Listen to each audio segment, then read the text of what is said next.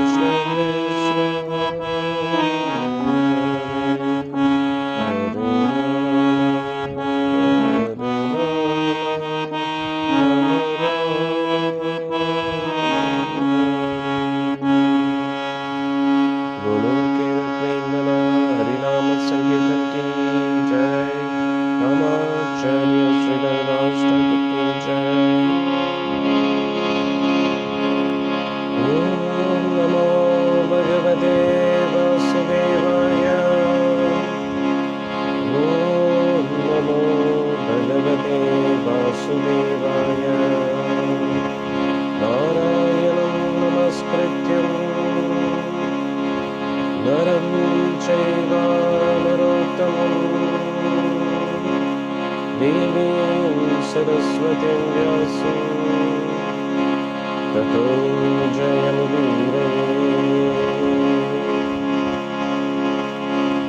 नष्टप्रायेषु अभद्रेषु नित्यं भगवतसेवया भगवते उत्तमश्लोके भक्तिर्भवति नैष्टिकी। कृष्णाय वासुदेवाय देवकी नन्दनाय च नन्दगोपकुमाराय गोविन्दाय नमो नमः।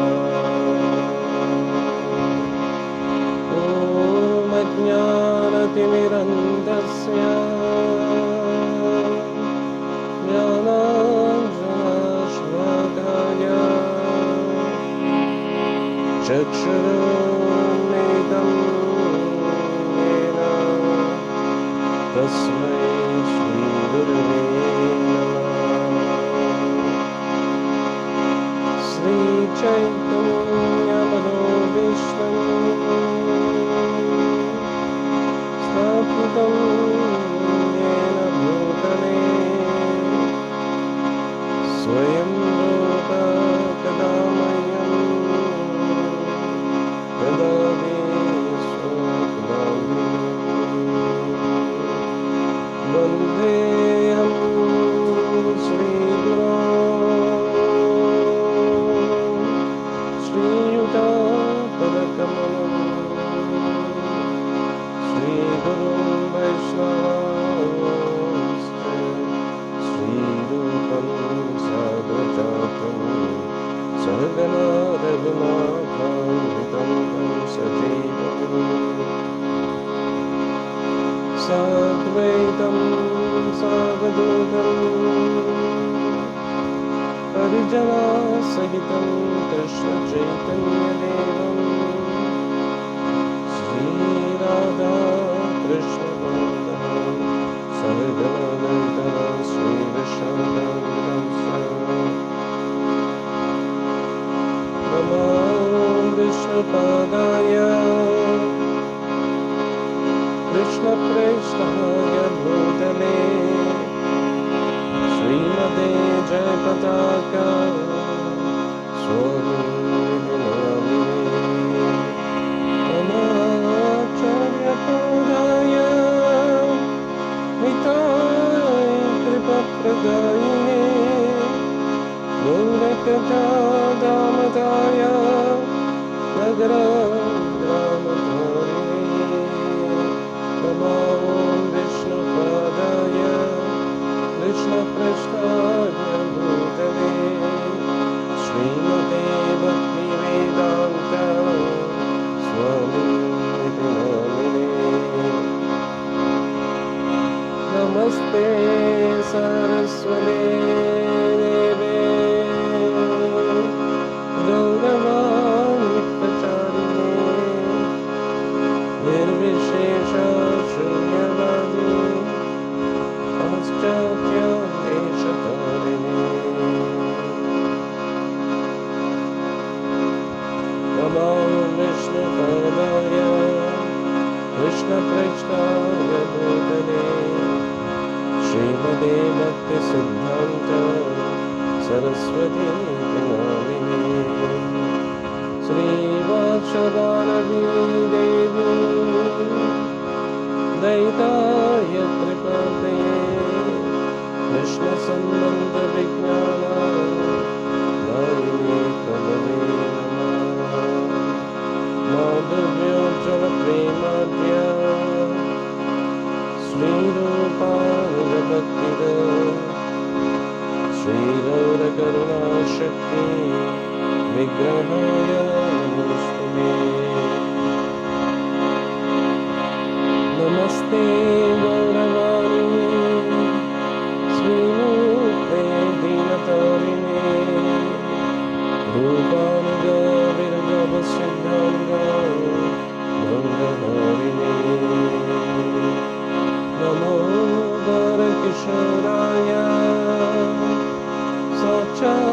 वैराग्यमूर्तये विप्ररम्बरसाम्भोगे पादाम्बुजायते नमो।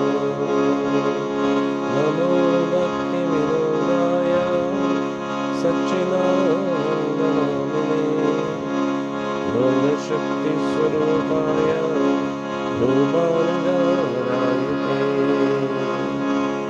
गौरविर्भावभूमेस्तं निर्देश्वसज्जनप्रिया वैष्णव सर्वभौमा श्रीजगन्नाथायते नमः। नमो महावदन्याय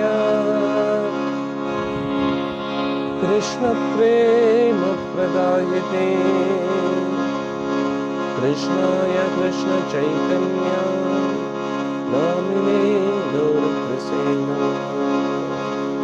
पञ्चतत्त्वात्मदं कृष्णं भक्तरूपस्वरूपदं भक्तावतारं भक्ताख्यं नमामि भक्तशक्तिम्। वाञ्छाकल्पतरुभ्यश्च कृपासिन्धुभ्यैव च पतितानां पावनेभ्यो वैष्णवेभ्यो नमो नमः। हे कृष्णा करुणा सिन्धो दीनबन्धो जगत्पते गोपेश गोपिकान्त राधाकान्त नमोस्तुते। जयतां सुरतोपङ्गं मम मन्दमतिर्यते मत्सर्वस्वपादाम्बोजो राधामदनमोहनो।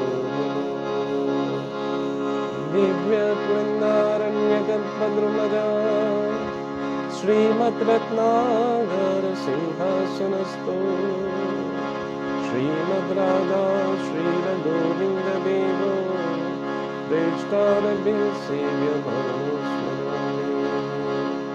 श्रीमन्व्यासरसारम्भे वंशीवटत्तदस्तुता दर्शन्वेनुस्वने गोपीर्गोपीनाथश्रीस्तुना। तप्तकाञ्चन गौराङ्गी राधे वृन्दावनेश्वरी वृषभानुसुते देवी प्रणमामि हरिप्रिये।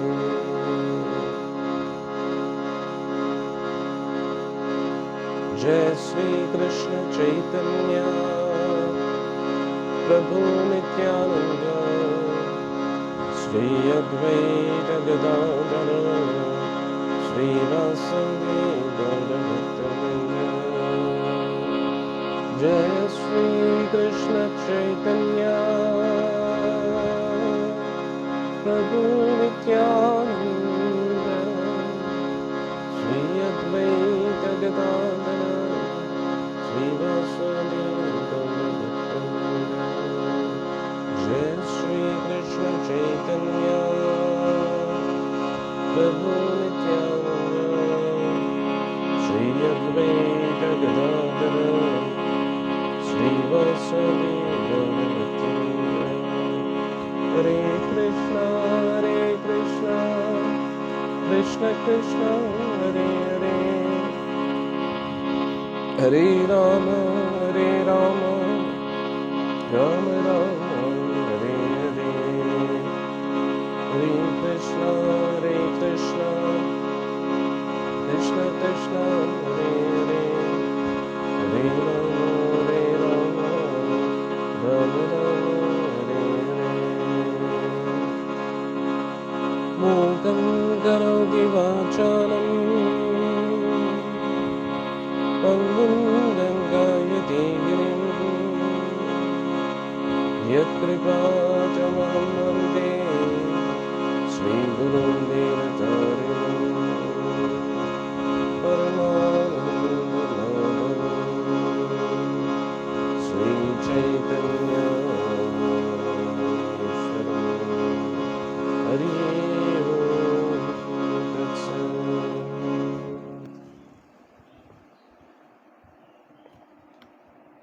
ഹരേ കൃഷ്ണ. നമുക്കിനി സത്സംഗം ആരംഭിക്കാം.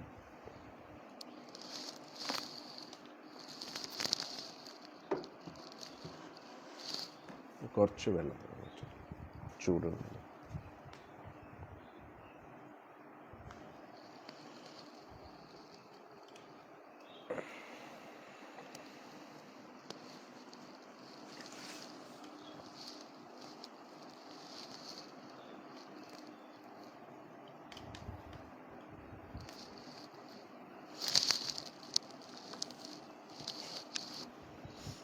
ഹരേ കൃഷ്ണ. നമുക്ക് ആരംഭിക്കാം.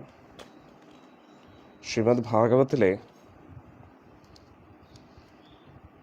3-ാമത്തെ സ്കന്ധം നമ്മൾ ചർച്ച ചെയ്തുകൊണ്ടിരിക്കുകയാണ്. ഹരേ കൃഷ്ണ. ഇന്നലെ നമ്മൾ പഠിച്ചത് വിതുരർ ധൃതരാഷ്ട്രർക്ക് പല പല നിർദ്ദേശങ്ങൾ കൊടുക്കുകയാണ്. കാരണം ഭഗവാനെ അപമാനിച്ചു വിട്ടത് ഒട്ടും ശരിയായില്ല, അതുകൊണ്ട് ഇതിൻ്റെ ഭവിഷ്യത്ത് എന്തായാലും വളരെ മോശമായിരിക്കും എന്ന് പല രീതിയിലും ഉപദേശിച്ചു. പക്ഷേ അതൊന്നും ധൃതരാഷ്ട്രർ ഗൗരവത്തോടുകൂടി എടുത്തില്ല. അതിന് പകരം എന്താ സംഭവിച്ചത്? ദുര്യോധൻ വളരെ അപമാന വാക്കുകൾ കൊണ്ട് ഒരുപാട് വിഷമിപ്പിക്കുകയാണ് വിതുരനെ. അതെല്ലാം കേട്ടപ്പോൾ അദ്ദേഹം അവിടെ നിന്ന് എല്ലാം ഉപേക്ഷിച്ച് പോവുകയാണ്. പല പല തീർത്ഥസ്ഥലങ്ങളും സന്ദർശിച്ചു. അതിൻ്റെ ഇടയിൽ കറങ്ങി തീർത്ഥസ്ഥലങ്ങളെല്ലാം കണ്ട് വീണ്ടും ഭാരതവർഷത്തിലെത്തുമ്പോൾ അദ്ദേഹത്തിന് മനസ്സിലാവുന്നു ഇപ്പോൾ യുധിഷ്ഠിരനാണ് ചക്രവർത്തിയായിട്ട് ഭരിക്കുന്നതെന്ന്. അങ്ങനെ വീണ്ടും അദ്ദേഹത്തിൻ്റെ യാത്ര തുടർന്നുകൊണ്ടേയിരുന്നു. അങ്ങനെ അദ്ദേഹം ഉദ്ധവരെ കാണുകയാണ് യമുനാ തീരത്ത് വെച്ച്. അന്നേരം വൃന്ദാവനത്തിലെത്തി അല്ലേ. അന്നേരം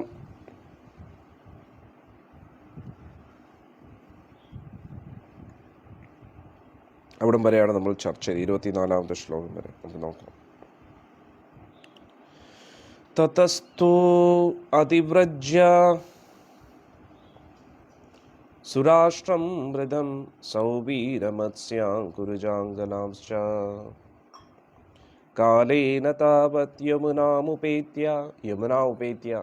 യമുനാ തീരത്തെത്തി. തത്രോദ്ധവം ഭാഗവതം ദദർശ. നല്ല ഉത്തമ ഭാഗവതനായ, ഭാഗവതൻ എന്ന് പറഞ്ഞാൽ ഭാഗവതം, ഗ്രന്ഥഭാഗവതം, ഭക്തൻ. ഭക്തൻ എന്ന് പറഞ്ഞാൽ ആരാ? ഭഗവാനെ ഏറ്റവും കൂടുതൽ സ്നേഹിക്കുന്ന വ്യക്തി അല്ലേ. ഭൗതിക ആഗ്രഹങ്ങളൊന്നും ഇല്ലാതെ ഭഗവാന്റെ സന്തോഷത്തിന് വേണ്ടി മാത്രം, ഭഗവാന് വേണ്ടി മാത്രം സേവനം ചെയ്തുകൊണ്ട് ജീവിക്കുന്ന വ്യക്തികൾ, അവരെയാണ് ഭക്തർ എന്ന് പറയുന്നത്. അതിൻ്റെ അർത്ഥം സന്യാസിമാരും ബ്രഹ്മചാരികളും മാത്രമാണോ? അല്ല. ഭഗവാനെ ഹൃദയാംഗതമായിട്ട് ഇഷ്ടപ്പെടുന്ന ആരും ഭൗതികമായിട്ട് ഒരു കാര്യത്തിലും താല്പര്യമില്ലാത്ത വ്യക്തികൾ. ഭക്തിയുടെ തോതനുസരിച്ചേക്കും പരിശുദ്ധ ഭക്തി, പരിശുദ്ധ ഭക്തനാണ് ഏറ്റവും ഉത്തമം. കാരണം ഭാഗവതൻ യഥാർത്ഥം ഉദ്ദേശിക്കുന്നത് പരിശുദ്ധ ഭക്തൻ എന്നാണ്. കാരണം ഭാഗവതത്തിൽ മാലിന്യങ്ങളില്ല. മറ്റു പുരാണങ്ങൾ മാലിന്യമുണ്ട്. അതിൻ്റെ അർത്ഥം മോശപ്പെട്ട പുരാണങ്ങൾ എന്നല്ല. ഏത് ശാസ്ത്രത്തിൽ നിന്നും നമുക്ക് ഭഗവാനെക്കുറിച്ചുള്ള അറിവുകൾ ലഭിക്കും. പക്ഷെ എന്നിരുന്നാലും മറ്റു പുരാണങ്ങളിൽ ഭൗതികമായിട്ടുള്ള നേട്ടങ്ങളെക്കുറിച്ചൊക്കെ പറയുന്നുണ്ട്. ഭൗതികമായിട്ട് എങ്ങനെയൊക്കെ ലാഭം ഉണ്ടാക്കാം, അങ്ങനെ ഭഗവത് വിഷയം മാത്രമല്ല പഠിപ്പിക്കുന്ന മറ്റു എല്ലാ കാര്യങ്ങളെക്കുറിച്ചും. പക്ഷേ ധാർമ്മികത്വം, ധർമ്മം, അർത്ഥം, കാമം, മോക്ഷം, അതാണ് മറ്റ് ശാസ്ത്രങ്ങൾ പഠിപ്പിക്കുന്നത്. അങ്ങനെ നമ്മൾ ധർമ്മം എന്ന് പറഞ്ഞാൽ എന്താണ്? നിയമവ്യവസ്ഥകൾ. ഇപ്പോൾ ഉദാഹരണത്തിന് നമുക്ക് ഇന്ത്യ മഹാരാജ്യത്തിൽ ഏതെങ്കിലും ഒരു സംസ്ഥാനത്ത് നമുക്കൊരു വീട് വാങ്ങണമെന്നിരിക്കട്ടെ, വീടുണ്ടാക്കണമെന്നിരിക്കട്ടെ. അന്നേരം അതിൻ്റെ ലാൻഡ് നോക്കണം അല്ലേ. അതിൻ്റെ നിയമനിബന്ധനകളുണ്ട്, രജിസ്ട്രേഷൻ്റെ ഫോർമാലിറ്റീസ് ഉണ്ട്, കാശ്, രജിസ്ട്രേഷൻ ഫീസ്, അതെല്ലാം അടയ്ക്കണം അല്ലേ.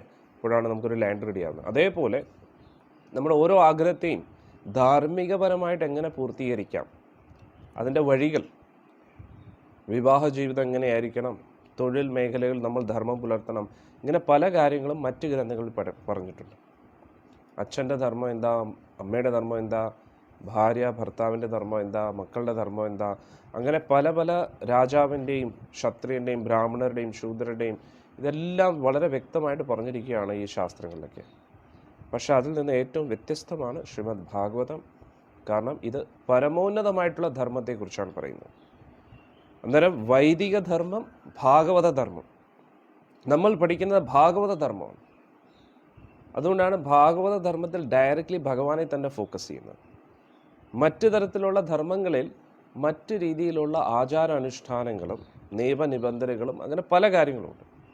പക്ഷേ ശ്രീമദ് ഭാഗവതത്തിൽ ഭഗവാനും ഭക്തരും ഭക്തിയും മാത്രമേ ഉള്ളൂ. വേറൊന്നിനും അവിടെ പ്രാധാന്യതയില്ല, വേറൊന്നും ഇമ്പോർട്ടൻ്റ് ആയിട്ട് കാണുന്നില്ല. സത്യം പറഞ്ഞാൽ വേറെ എല്ലാത്തിനെയും പുറത്താക്കുകയാണ്. അങ്ങനെ തന്നെയാണ് ആചാര്യന്മാർ പറയുന്നത്. ബാക്കിയുള്ള എല്ലാ മൂല്യങ്ങളെയും വീട്ടിന് പുറത്താക്കി. ഭാഗവതം എന്ന വീട്ടിൽ പരിശുദ്ധ ഭക്തി മാത്രമേ ഉള്ളൂ.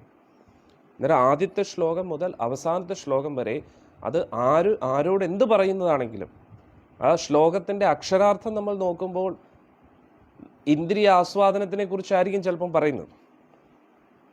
ഇനി മുന്നോട്ട് നമ്മൾ അങ്ങനെ പല ശ്ലോകങ്ങളും എത്തും. ചില അധ്യായങ്ങളിലൊക്കെ അസുരന്മാർ സംസാരിക്കുന്ന സംവാദം വരെയുണ്ട്, ഹിരണ്യകശിപു സംസാരിക്കുന്നതും അതൊക്കെ. പക്ഷേ അതിനകത്തൊക്കെ വളരെ നിഗൂഢമായിട്ടുള്ള രീതിയിൽ പരിശുദ്ധ ഭക്തിയെക്കുറിച്ച് പറയുന്നുണ്ട്. അതൊക്കെ ആചാര്യന്മാരുടെ വ്യാഖ്യാനത്തിലൂടെ, ശ്രീല പ്രഭുപാദജിയുടെ ഭാവാർത്ഥത്തിൽ നിന്നും ഗോസ്വാമിമാരുടെ ഭാവാർത്ഥത്തിൽ നിന്നൊക്കെ നമുക്ക് പഠിക്കാൻ കഴിയും. അങ്ങനെ ഒരുപാട് കാര്യങ്ങൾ ഇതിൽ വിവരിക്കുന്നുണ്ട്. അതുകൊണ്ട് ഭാഗവതം എന്ന് പറഞ്ഞാൽ അമല പുരാണം എന്നാണ് പറയുന്നത്. മാലിന്യമില്ലാത്ത പുരാണം. ഇപ്പം നമ്മുടെ ശരീരത്തിൻ്റെ വിസർജ്യ വസ്തുവാണ് മലം. വേർപ്പാണെങ്കിലും നമ്മുടെ ഓരോരോ ദ്വാരങ്ങളിൽ നിന്ന് വരുന്ന അഴുക്ക്, കണ്ണ്, മൂക്ക്, ചെവി, വായിൽ നിന്നും നമ്മുടെ കഷത്തു നിന്നും ദേഹത്തിൽ നിന്ന് വരുന്ന വേർപ്പും ജനനേന്ദ്രിയത്തിൽ നിന്നും ഗുദത്തിൽ നിന്നും ഇതിൽ നിന്നെല്ലാം വിസർജ്യ വസ്തുക്കൾ വരികയാണ്. ഇതെല്ലാം ഉള്ളിലിരിക്കുകയാണ്. സത്യം പറഞ്ഞാൽ മാലിന്യത്തിൻ്റെ ഒരു ബാഗാണിത്. ഒരു ചവറാണ് അകത്തിരിക്കുന്നത്, അഴുക്കാണ് ഇതിനകത്തിരിക്കുന്നത്. അതിൻ്റെ പുറത്ത് നല്ല മിനുസമുള്ള ഒരു കവർ വെച്ചിരിക്കുക. അതാണ് ഈ തൊക്കെന്ന് പറയുന്നത്. അന്നേരം അകത്ത് മുഴുവൻ മാലിന്യമാണ്. പക്ഷെ ഇതിനപ്പുറത്തായിട്ടിരിക്കുന്ന ആ ഒരു വ്യക്തി, ആത്മാവ് എന്ന് പറയുന്നത് പരിശുദ്ധാത്മാവാണ്.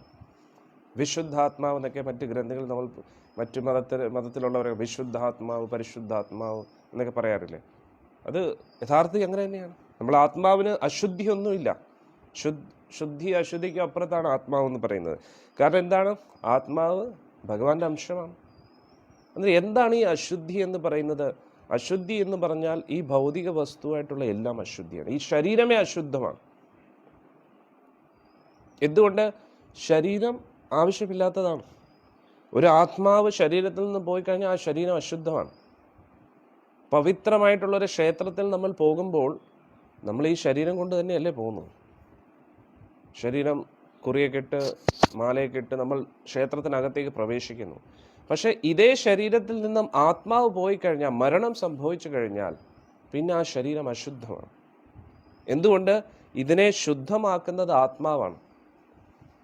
ആ ചൈതന്യം, ആ ആത്മാവ് ഇതിനകത്ത് ഇരിക്കുമ്പോൾ മാത്രമേ ഉള്ളൂ ഇതിനെന്തെങ്കിലും ഒരു ശുദ്ധീകരണം, സംസ്കാരം എന്ന് നമ്മൾ പറയത്തില്ല. പൊതുവെ ആരെങ്കിലും എന്തെങ്കിലും മോശമായിട്ടുള്ള രീതിയിൽ പെരുമാറുമ്പോൾ നമ്മൾ എന്താ പറയുന്നത്? സംസ്കാരം ഇല്ലേ നിനക്ക് എന്നാണ് ചോദിക്കുന്നത്. ഈ സംസ്കാരം എന്ന് പറയുന്നത് വളരെ അർത്ഥമുണ്ട്. ഇത് നമ്മൾ പല പ്രാവശ്യം പഠിച്ചതാണ്. ജന്മനാ ജായതേ ശൂദ്ര. ജന്മം കൊണ്ട് എല്ലാവരും ശൂദ്രരാണ്. ബ്രാഹ്മണരായാലും ക്ഷത്രിയനാണെങ്കിലും വൈശ്യനാണെങ്കിലും ശൂദ്രനാണെങ്കിലും എല്ലാവരും ശൂദ്രരാണ്. സംസ്കാരേ ഭവേ ദ്വിജ.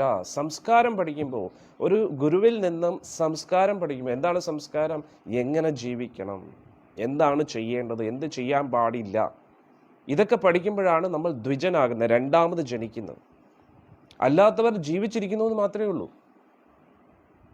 തീർച്ചയായിട്ടും അങ്ങനെ തന്നെയല്ലേ? ഇപ്പോൾ എത്ര കാശുണ്ടെങ്കിലും സംസ്കാരമില്ല എങ്കിൽ എങ്ങനെ നമുക്ക് മനസ്സിലാക്കാൻ പറ്റും? ആ വ്യക്തിയുടെ സംസാരത്തിൽ നിന്നും, പെരുമാറ്റത്തിൽ നിന്നും, സ്വഭാവം, മറ്റു വ്യക്തികളോട് എങ്ങനെ പെരുമാറുന്നു, ഈ ലോകത്തെ ആ വ്യക്തി എങ്ങനെ കാണുന്നു. ഇപ്പോൾ പല പ്രാവശ്യം ഞാൻ സത്സംഗത്തിൽ ഒരു ഉദാഹരണം നൽകിയിരുന്നു. ഒരു സന്യാസി, ഒരു യൗവനാവസ്ഥയിൽ നിൽക്കുന്ന ഒരു വ്യക്തി, ഒരു സിംഹം, ഇവർ 3 പേരും ഒരേ വ്യക്തിയെ കാണുമെന്നിരിക്കട്ടെ. അതിസുന്ദരിയായിട്ടുള്ള ഒരു പെൺകുട്ടി ഇങ്ങനെ നടന്നു പോകുന്ന സമയത്ത് ഒരു സന്യാസി കാണുമ്പോൾ മാംസത്തിൻ്റെ പുറത്ത് അതിമിനുസമുള്ള ഒരു തൊലി വെച്ച് കവർ ചെയ്തിരിക്കുന്ന ഒരു വ്യക്തി ഇങ്ങനെ പോകുന്നു. അത്രയേ ഉള്ളൂ. അങ്ങനെയാണ് ഒരു സന്യാസി കാണേണ്ടത്.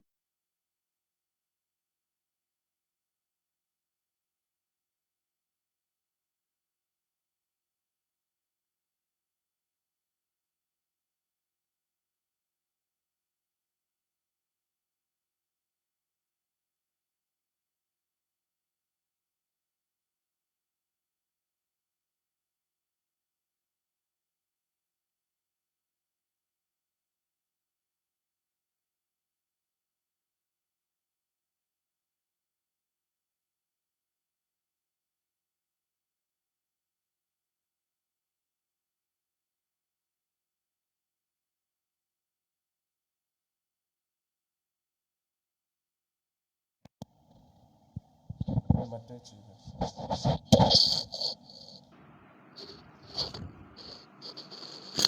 ചാർജ് ചെയ്തു.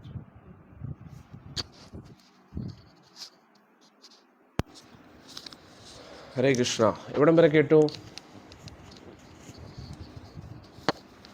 എവിടം വരെയാണ് നിങ്ങൾ കേട്ടത്?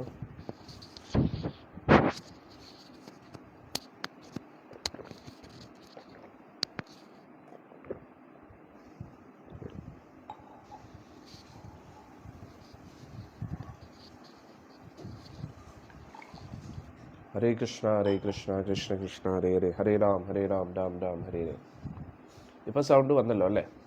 എവിടം വരെയാണ് ലാസ്റ്റ് കേട്ടത്? അത് ഭക്തർ പറയും.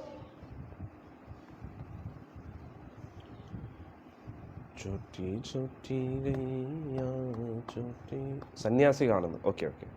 അന്നേരം അതിസുന്ദരിയായിട്ടുള്ള ഒരു പെൺകുട്ടി പോകുമ്പോൾ 3 പേരും വ്യത്യസ്ത രീതിയിലാണ് കാണുന്നത്. ഒരു സന്യാസി കാണുമ്പോൾ എന്താ കാണുന്നത്? നേരത്തെ പറഞ്ഞ പോലെ ഒരു സന്യാസി എങ്ങനെയാണ് കാണേണ്ടത്? അങ്ങനെ കണ്ട് ശീലിച്ച് സന്യാസി എല്ലാത്തിനും അങ്ങനെ കാണത്തുള്ളൂ. സന്യാസി ഒരു ശരീരത്തെ കാണാൻ പാടില്ല. സന്യാസി ആ ശരീരത്തിനകത്തിരിക്കുന്ന ആത്മാവിനെ മാത്രമേ കാണാൻ പാടുള്ളൂ. അല്ലെങ്കിൽ പിന്നെ എന്തിനാണ് ഈ സന്യാസി വേഷം ഇട്ടിട്ട് പിന്നെ എന്താണ് പ്രയോജനം, അല്ലേ? അന്നേരം ആ ഒരു സന്യാസി ഒരു സ്ത്രീയെ കാണുമ്പോൾ എങ്ങനെയാണ് കാണേണ്ടത്? ആ അതിമിനുസമുള്ള ഒരു കവറിങ് ഉള്ള ഒരു തൊലിക്കകത്തിരിക്കുന്ന മലമൂത്ര വിസർജ്യ വസ്തു, മാംസം, അത് മാത്രമേ കാണൂ. അതിൻ്റെ അർത്ഥം ഒരു സ്ത്രീ വന്ന് മുന്നോട്ട് വരുമ്പോൾ നാറ്റം, ഭയങ്കര നാറ്റം, എങ്ങനെയാണ് പറയുന്നത്? അതല്ല. ആ ശരീരത്തെ ഭോഗവസ്തുവായിട്ട് കാണാൻ പാടില്ല ഒരു സന്യാസി. അതിനകത്തിരിക്കുന്ന വ്യക്തിയെ ബഹുമാനിക്കണം.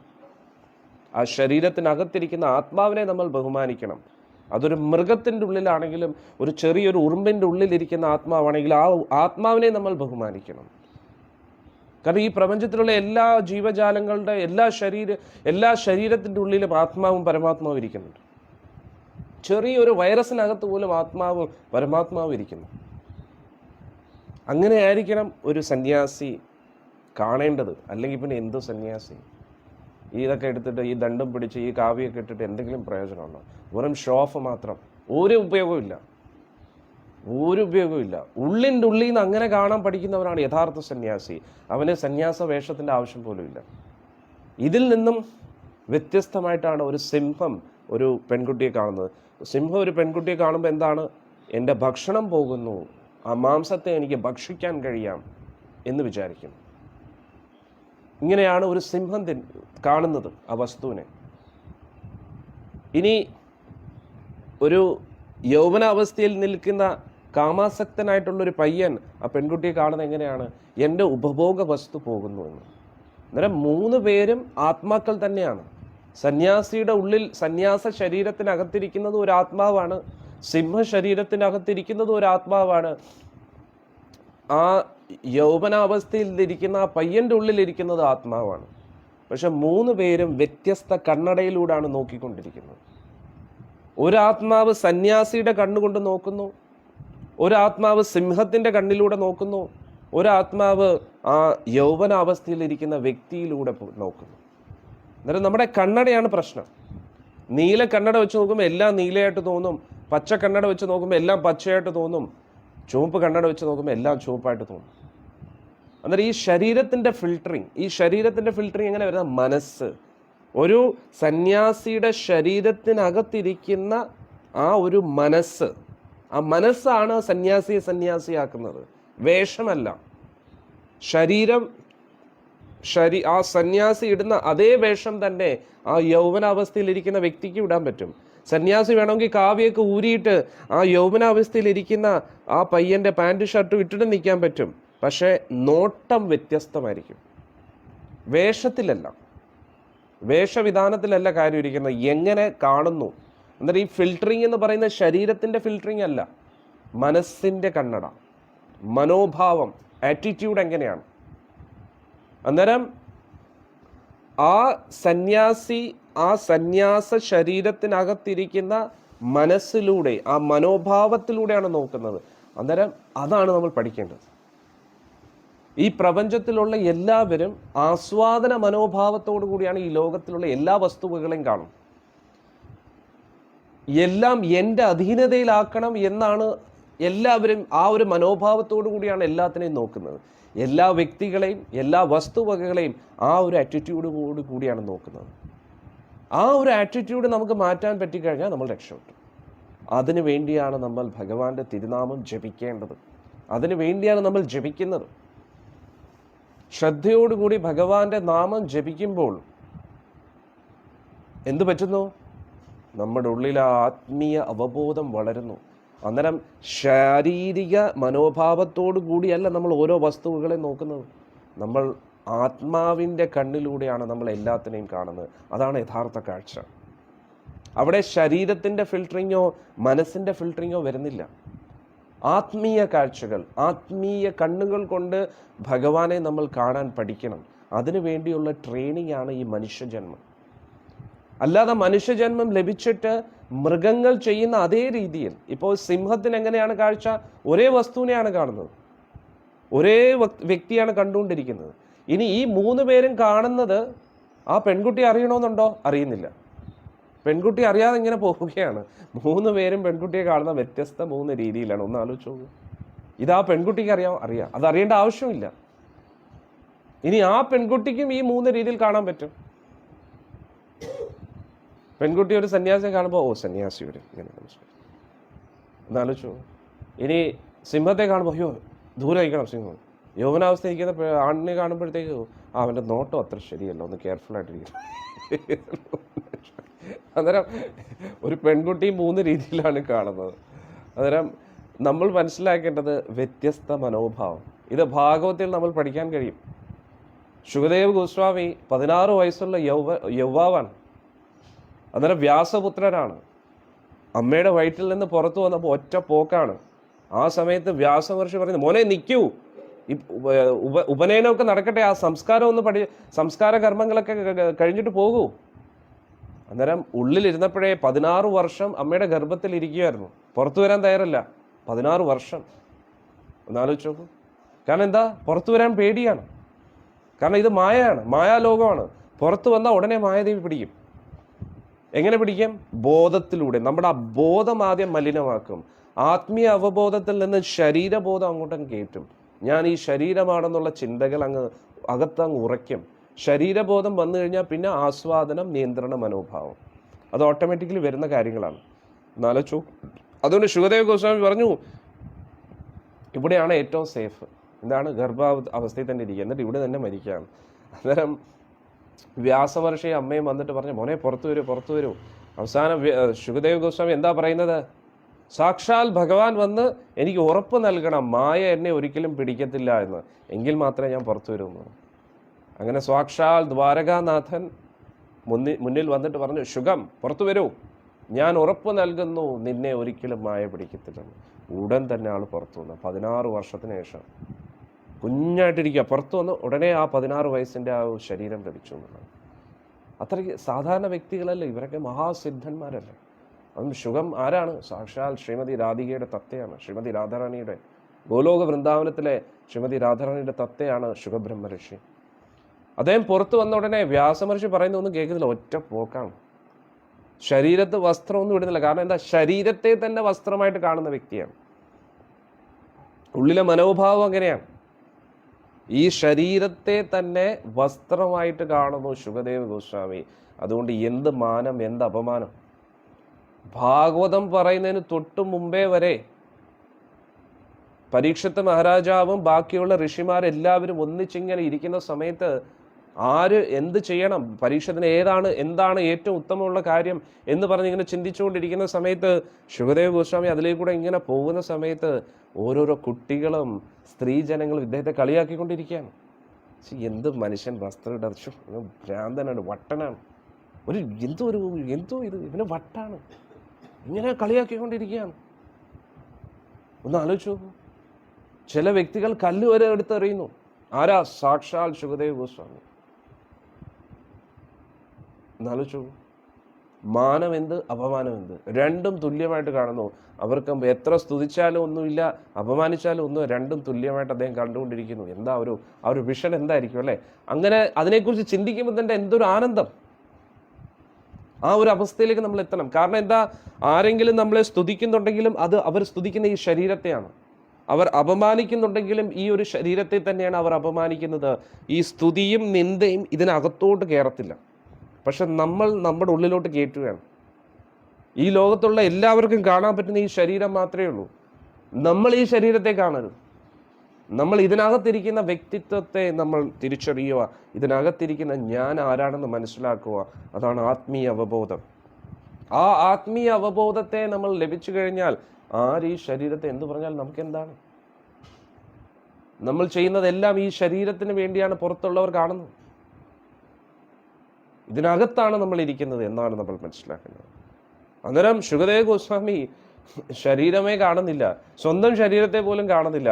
ആളിങ്ങനെ പോവുകയാണെന്നുള്ള ആ പോകുന്ന സമയത്ത് നദീതീരത്ത്, ഒരു കുളത്തിന്റെ തീരത്ത് കുറെ തരുണികൾ ഇങ്ങനെ കുളിച്ചുകൊണ്ടിരിക്കുന്നു അർദ്ധനഗ്ന അവസ്ഥയിൽ. അദ്ദേഹം കണ്ടില്ല, കണ്ടു പക്ഷെ കണ്ടില്ല. അദ്ദേഹം ഒന്ന് നോക്കി, എന്നിട്ട് ഒറ്റ പോക്കാണ്. തരുണികളും ശുകദേവ് ഗോസ്വാമിയെ നോക്കി, ഒന്നും മിണ്ടിയില്ല, അവരൊറ്റ പോക്കാണ്. പക്ഷെ വ്യാസമഹർഷി ഇങ്ങോട്ട് വന്നപ്പോൾ വ്യാസമഹർഷി ഇവരെ നോക്കിയില്ല. ആരെ? തരുണികളെ നോക്കിയതേ ഇല്ല, മോനെ നോക്കി പോവുകയാണ്. ശുകദേവ് ഗോസ്വാമി നോക്കിയാൽ പോവുകയാണ്. അന്നേരത്തേക്ക് ഉടനെ തരുണികളെല്ലാം വസ്ത്രമൊക്കെ മറിച്ചു, വ്യാസമഹർഷി വന്നു എന്ന് പറഞ്ഞിട്ട്. അന്നേരം വ്യാസമഹർഷി ഇത് കണ്ടിട്ട്, എൻ്റെ വ്യാസമഹർഷി ആരാ? സാക്ഷാൽ ഭഗവാനാണ്. അദ്ദേഹത്തിനൊന്നും അറിഞ്ഞൂടെ? അദ്ദേഹത്തിൻ്റെ ഉള്ളിൽ കാമമുണ്ടോ? ഇല്ല. കാമം ഉള്ളിടത്ത് കൃഷ്ണനില്ല, കൃഷ്ണൻ ഉള്ളിടത്ത് കാമമില്ല.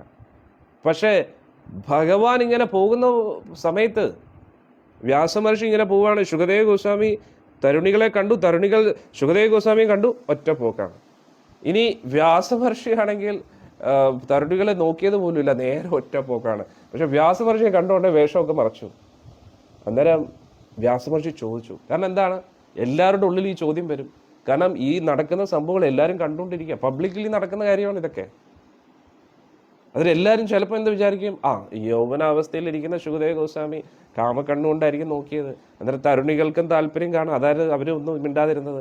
ഒരു വ്യാസമഹർഷി വന്നപ്പോഴത്തേക്ക് മറച്ചു എന്ന് വിചാരിക്കും. പക്ഷെ അല്ല, ചോദിച്ചു. ഈ ചോദ്യം തന്നെ വ്യാസമഹർഷി ചോദിച്ചു.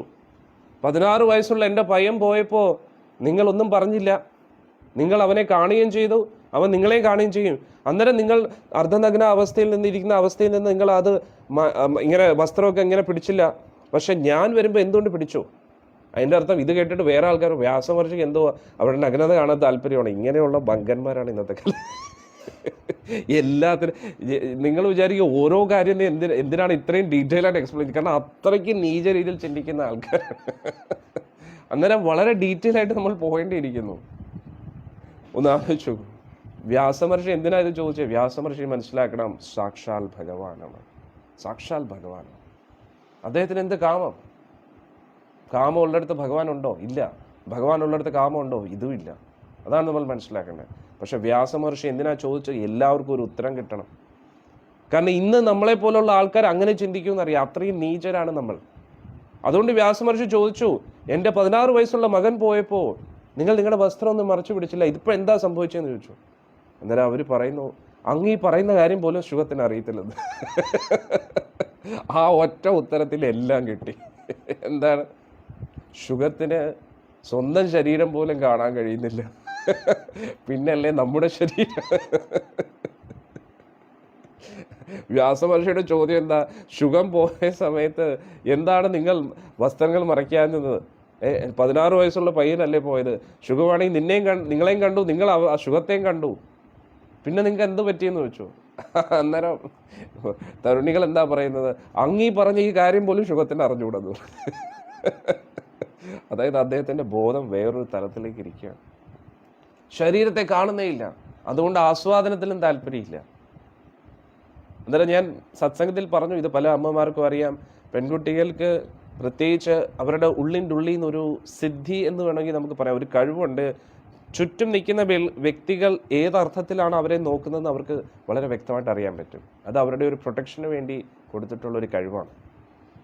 അന്നേരം ശുകദേവ ഗോസ്വാമി കണ്ടു, ശുകദേവ ഗോസ്വാമി നോക്കി, പക്ഷെ ഏതർത്ഥത്തിലാണ് നോക്കുന്നതെന്ന് പെൺകുട്ടികൾക്ക് പെട്ടെന്ന് മനസ്സിലായി. അതുകൊണ്ട് അവർക്കൊരു വിഷയമില്ല. ഒന്ന് ആലോചിച്ച് നോക്കും. പക്ഷെ അതേ സമയത്ത് വ്യാസമഹർഷി, അദ്ദേഹം ഗൃഹസ്ഥാശ്രമിയാണ് അല്ലേ?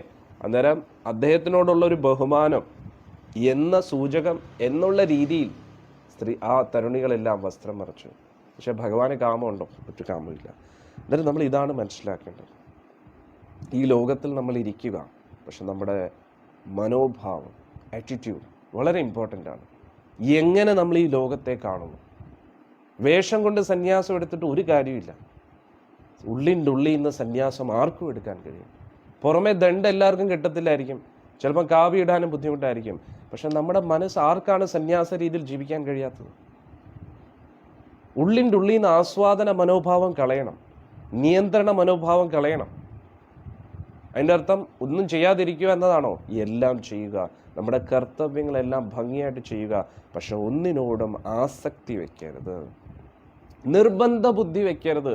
ഞാൻ ഇങ്ങനെ പ്രവർത്തിക്കുന്നു, അതുകൊണ്ട് എനിക്ക് റിസൾട്ട് ഇങ്ങനെ കിട്ടിയേ പറ്റൂ. No compulsion. കമ്പൽസറി ആയിട്ട് ഇങ്ങനെ തന്നെ ലഭിക്കണം എന്ന് ഒരു നിർബന്ധ ബുദ്ധി നമുക്ക് വേണ്ട. നമ്മുടെ ഇഷ്ടം അനുസരിച്ച് ഏത് മേഖലയിലാണോ പ്രവർത്തിക്കേണ്ടത് അതിൽ പ്രവർത്തിക്കുക. നമ്മുടെ കർത്തവ്യം എന്നുള്ള രീതിയിൽ നമ്മൾ പ്രവർത്തിക്കുക. പക്ഷെ നിർബന്ധ ബുദ്ധി പാടില്ല. ഉള്ളിൻ്റെ ഉള്ളിൽ നിന്ന് നമ്മൾ വളരെയധികം റിലാക്സ്ഡ് ആയിട്ടിരിക്കുക. അതിൻ്റെ അർത്ഥം അലസതയോടുകൂടി ഇരിക്കുക എന്നല്ല. പുറമേ നമ്മൾ ആക്റ്റീവായിട്ട് ചെയ്യുക, പക്ഷെ ഉള്ളിൻ്റെ ഉള്ളിൽ നിന്ന് റിലാക്സ്ഡ് ആയിട്ടിരിക്കുക. പക്ഷെ നമ്മൾ അങ്ങനെയല്ല. പുറമേ ഭയങ്കര അലസതയോടുകൂടി, ഉള്ളിൽ എപ്പോഴും ആക്റ്റീവായിരിക്കും. ചിന്തകൾ ഫോക്കസ് ചെയ്യുക, മുന്നോട്ട് നടക്കാൻ പോകുന്ന കാര്യങ്ങൾ അതിനുവേണ്ടി പ്ലാൻ ചെയ്യുക. പ്ലാൻ ചെയ്ത് ഇപ്പോൾ എന്താ ചെയ്യേണ്ടതെന്ന് വെച്ചാൽ ചെയ്യുക. പക്ഷെ മുന്നോട്ട് എന്ത് നടക്കും എന്നതിനെക്കുറിച്ച് ചിന്തിക്കേണ്ട ആവശ്യമില്ല. അത് നമ്മുടെ കയ്യിലല്ല. കഴിഞ്ഞ കാര്യങ്ങളെക്കുറിച്ച് ചിന്തിച്ച് ഫ്രസ്ട്രേറ്റഡ് ആവേണ്ട ആവശ്യമില്ല. രണ്ടും മണ്ടത്തരമാണ്, ഒരു ഉപയോഗമില്ലാത്ത സാധനമാണ്. മുന്നോട്ട് എന്താ വേണ്ടുന്നത്, അതിനുവേണ്ടി ഇപ്പോൾ എന്താ ചെയ്യാൻ പറ്റുന്നത് അത് ചെയ്യുക. എന്നിട്ട് നമ്മുടെ ആറ്റിറ്റ്യൂഡ് കറക്റ്റ് ആക്കുക, നമ്മുടെ മനോഭാവം വളരെ ക്രിസ്റ്റൽ ക്ലിയർ ആക്കുക, ആസ്വാദന മനോഭാവം മാറ്റുക, എല്ലാം ചെയ്യുക. കുടുംബാംഗങ്ങളെയും നമ്മുടെ ആസ്വാദനം എന്നുള്ള രീതിയിൽ കാണരുത്, അവരെയും ഒരു വ്യക്തിയായിട്ട് കാണും. ഇന്ന് മിക്ക വിവാഹ ജീവിതം തകരുന്നതിൻ്റെ മെയിൻ കാരണം ഭർത്താവ് ഭാര്യയെ ഒരു ഭോഗവസ്തുവായിട്ട് കാണുന്നു, ഭാര്യ ഭർത്താവിനെ അതേപോലെ കാണുന്നു. അതുകൊണ്ട് തന്നെയാണ് ഇങ്ങനെ എൻ്റെ പാർട്ട്ണർ ഞാൻ പറയുന്നത് കേൾക്കുന്നില്ല. രണ്ടിടത്തുനിന്ന് വരുന്ന കംപ്ലൈൻറ്റ് അത് തന്നെയാണ്. കുട്ടികളിൽ നിന്നും അത് തന്നെയാണ് പ്രതീക്ഷിക്കുന്നത്. കുട്ടികളെയും വളരെയധികം നിർബന്ധ ബുദ്ധിയോട് കൂടി കാണുന്നു. അതുകൊണ്ട് തന്നെയാണ് എപ്പോഴും അടിയും വഴക്കും അതും ഇതൊക്കെ നടക്കുന്നത്. അതുകൊണ്ട് ആ ഒരു ആറ്റിറ്റ്യൂഡ്, മനോഭാവം നമ്മുടെ മാറ്റണം. എല്ലാവരും വ്യക്തികളാണെന്ന് മനസ്സിലാക്കുക. ഏത് ജീവജാലങ്ങളും, ജീവനുള്ള എല്ലാ വസ്തുവിനെയും നമ്മൾ ബഹുമാനിക്കണം. കാരണം അതിൻ്റെ എല്ലാം ഉള്ളിൽ ആത്മാവുണ്ട്. എന്നിട്ട് ഇവിടെ അതാ സംഭവിക്കുന്നത്. വിദുരർ അദ്ദേഹത്തിൻ്റെ കഴിവിൻ്റെ പരമാവധി പറഞ്ഞു നോക്കി, പക്ഷേ എവിടെ കേൾക്കാനാണ്? അവസാനം വിദുരൻ എന്ത് ചെയ്തു? എല്ലാം ഉപേക്ഷിച്ചിട്ട് പോയിട്ട് എന്താ, ഈ ലോകത്തിൽ പല പല സ്ഥലങ്ങൾ സന്ദർശിച്ചു. ഭഗവാന്റെ പുണ്യതീർത്ഥ സ്ഥലങ്ങൾ. എന്തിന് പുണ്യതീർത്ഥ സ്ഥലങ്ങൾ സന്ദർശിക്കണം? എന്തിന് നാമം ജപിക്കണം? അവിടെയൊക്കെ ആത്മീയമായിട്ടുള്ള ഒരു എനർജി ഫ്ലോ ഉണ്ട്. ആത്മീയമായിട്ടുള്ള എനർജി ഫ്ലോയുടെ പ്രത്യേകത എന്താണ്?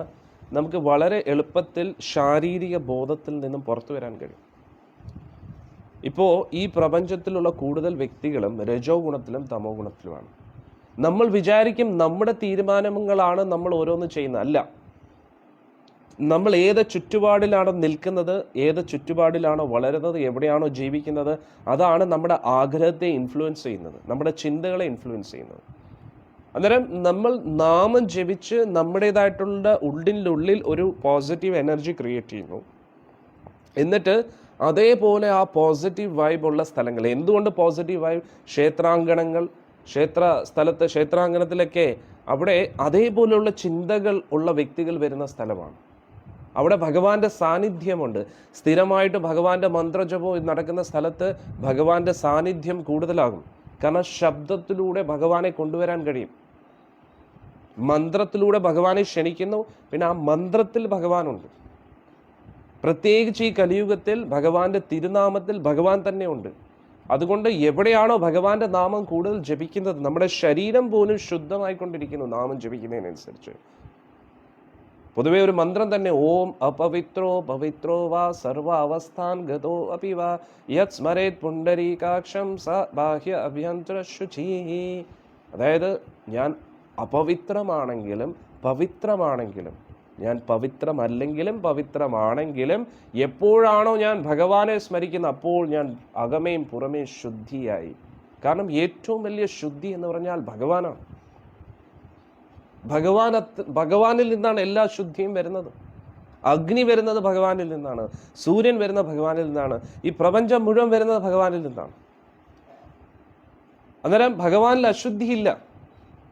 അന്നേരം ആ പരിശുദ്ധനായിട്ടുള്ള ഭഗവാന്റെ നാമം നമ്മൾ ജപിക്കുമ്പോൾ ശുദ്ധി അശുദ്ധി ഒരു വിഷയമല്ല. നമ്മുടെ ഈ ശരീരമാണ് അശുദ്ധി, ശരീരമേ അശുദ്ധമാണ്. അന്നേരം ശരീരമായിട്ട് ബന്ധപ്പെട്ട ശാരീരിക ആസ്വാദനത്തിന് വേണ്ടി നമ്മൾ ചെയ്യുന്ന എല്ലാ ഉദ്യമനങ്ങളും അശുദ്ധമാണ്. അന്നേരം രജോ ഗുണവും തമോ ഗുണങ്ങളും നമ്മളെ പ്രേരിപ്പിച്ചുകൊണ്ടേയിരിക്കും ആസ്വാദനത്തിന് വേണ്ടി.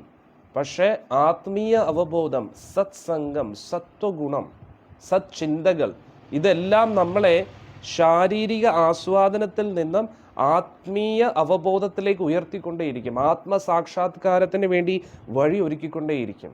അതുകൊണ്ടാണ് നമ്മൾ ജപിക്കേണ്ടത്. ഫോക്കസ് ചെയ്തു കണ്ണടച്ചു പിടിച്ച് ശ്രദ്ധിച്ച് ഉറങ്ങാതെ കണ്ണടച്ചു ഉണർന്നിരിക്കൂ. നമ്മൾ കണ്ണടച്ചാൽ ഉടനെ കണ്ണടയ്ക്കുന്നത് ഉറങ്ങാൻ വേണ്ടിയാണ്. പക്ഷെ നമ്മൾ കണ്ണടയ്ക്കേണ്ടത് ഉണരാൻ വേണ്ടിയായിരിക്കും. ഉറങ്ങിപ്പോകരുത്. നാമം ജപിക്കുമ്പോൾ കണ്ണടച്ചുകൊണ്ട് ഫോക്കസ് ചെയ്ത് ധ്യാനത്തിലേക്ക് മഗ്നരാകൂ, ധ്യാന നിമഗ്നരാകൂ. അതിലൂടെ ലഭിക്കുന്ന ആ ഒരു കണക്ടിവിറ്റി, നമ്മൾ എങ്ങനെയാണോ നമ്മുടെ മൊബൈൽ ഫോൺ വഴി, ഇപ്പം ഞാൻ ഇവിടെ ഫേസ്ബുക്ക് വഴി സത്സംഗം എടുക്കുമ്പോൾ നിങ്ങൾ എല്ലാവരുമായിട്ട് കണക്റ്റഡ് ആണ്. നിങ്ങൾ വേൾഡിലെ പല സ്ഥലങ്ങളിലാണ് ഇരിക്കുന്നത്, പക്ഷെ നമ്മൾ കണക്റ്റഡ് ആണ്. ഇതേപോലെ ഈ പ്രപഞ്ചത്തിൽ മുഴുവൻ ഒരു നെറ്റ്വർക്ക് ഉണ്ട്, ഭഗവാന്റെ നെറ്റ്വർക്ക്. ആ ഭഗവാന്റെ നെറ്റ്വർക്കുമായിട്ട് നിങ്ങൾ കണക്റ്റഡ് ആവും. ഇപ്പോൾ വേൾഡിലെ പല സ്ഥലങ്ങളിലാണ് നമ്മൾ ഇരിക്കുന്നത്.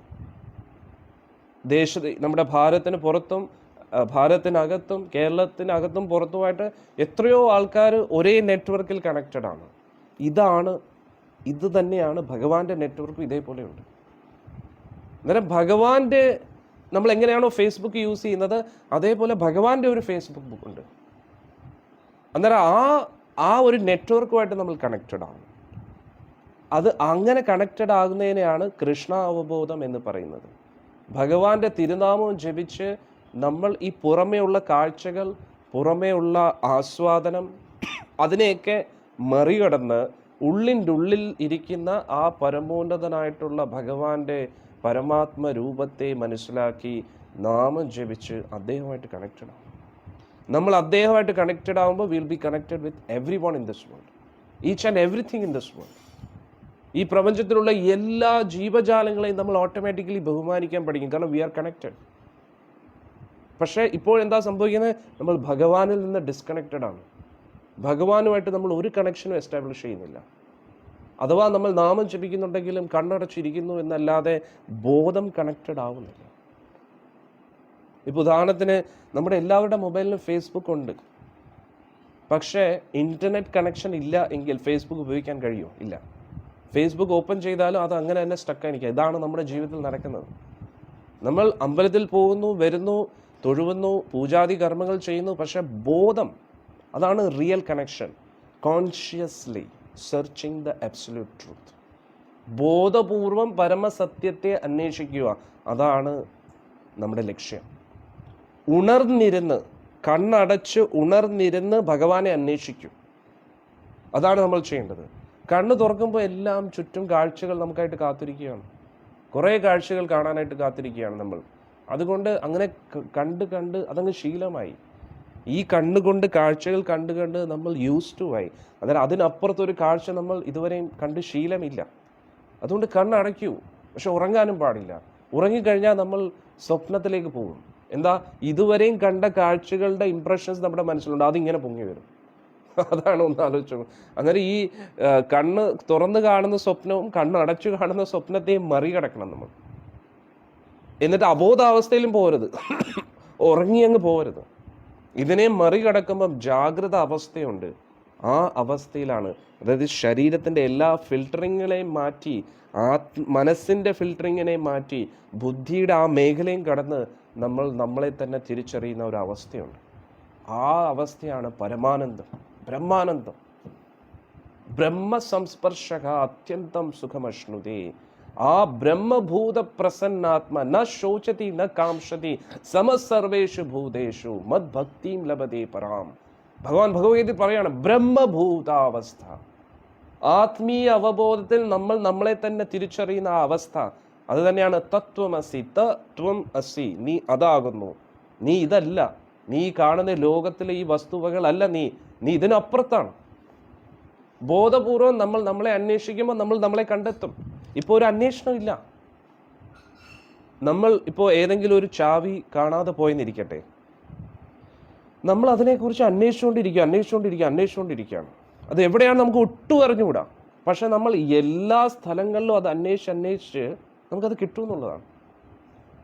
ഇപ്പോൾ ഒരു ഡിറ്റക്റ്റീവ് കേസ് അന്വേഷിക്കുന്നു, CBI ആണെങ്കിലും ആരാണെങ്കിലും, അവരുടെ കൺമുന്നിൽ വെച്ചിട്ട് അല്ലല്ലോ അത് കേസ് നടന്നത്, ആ കൊലപാതകം നടന്നത് അല്ലെങ്കിൽ ക്രൈം നടന്നത്. പക്ഷെ അവരെന്ത് ചെയ്യും, അന്വേഷിച്ച് അവസാനം ആ കുറ്റവാളിയെ പിടിക്കും എന്നുള്ളതാണ്. ചെറിയൊരു തുമ്പ് വെച്ചിട്ടായിരിക്കും പിടിക്കുന്നത്, അവിടുന്ന് തുടങ്ങും. അതേപോലെ നമ്മൾ ഇപ്പോൾ ഇരിക്കുന്നത് ഈ ലോകത്താണ്. ഭഗവാനിൽ നിന്ന് നമ്മൾ ഒരുപാട് ദൂരെയാണ്, പക്ഷെ ഭഗവാൻ വളരെ അടുത്താണ്. നമ്മൾ ഭഗവാനിൽ നിന്നും ഒരുപാട് ഡിസ്കണക്റ്റഡ് ആയിട്ടിരിക്കുകയാണ്. ഇപ്പോൾ ഉദാഹരണത്തിന് ഒരു ഉദാഹരണം, നമ്മുടെ വീട്ടിലിരിക്കുന്ന വേറൊരു വ്യക്തി, ആ വ്യക്തിയെ നമുക്ക് കാണാൻ കഴിയുന്നില്ല എന്ന് വിചാരിക്കട്ടെ. കാണാൻ കഴിയുന്നില്ല, എന്തോ ഒരു കാരണം, ജസ്റ്റ് ഉദാഹരണത്തിന് വേണ്ടി. എന്നിട്ട് നമുക്ക് ആ വ്യക്തിയായിട്ട് ഫോണിലൂടെ സംസാരിക്കാൻ മാത്രമേ കഴിയൂന്നിരിക്കട്ടെ. ഏകദേശം അതേപോലെയാണ് നമ്മുടെ അവസ്ഥ.